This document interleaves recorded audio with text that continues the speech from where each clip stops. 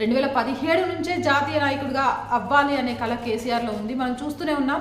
అప్పటి నుంచి కూడా ఆ రాష్ట్రాల్లో ఉన్న సీఎంలతో కలవడము, అలాగే సీఎంలంతా కూడా దాన్ని జాతీయ రాజకీయాల్లోకి ఆహ్వానిస్తున్నారని చెప్పడం, అలాగే పార్టీ అధినేతల్ని కలవడం, ఆ పార్టీ అధినేతలంతా కూడా ముందుండి సారథిగా నడిపించమంటున్నారు అంటూ మీడియా ముఖంగా కేసీఆర్ మాట్లాడటం మనం అనేక సందర్భాల్లో చూస్తూ వచ్చాము.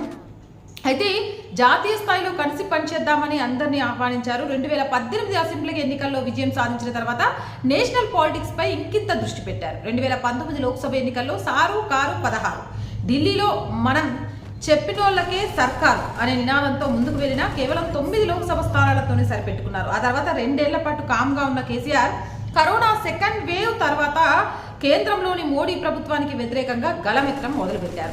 కర్ణాటక, తమిళనాడు, మహారాష్ట్ర, జార్ఖండ్, ఉత్తరప్రదేశ్, బీహార్, ఢిల్లీ సహా అనేక రాష్ట్రాలకు వెళ్ళి జాతీయ రాజకీయాల్లో కలిసి పనిచేద్దాం అంటూ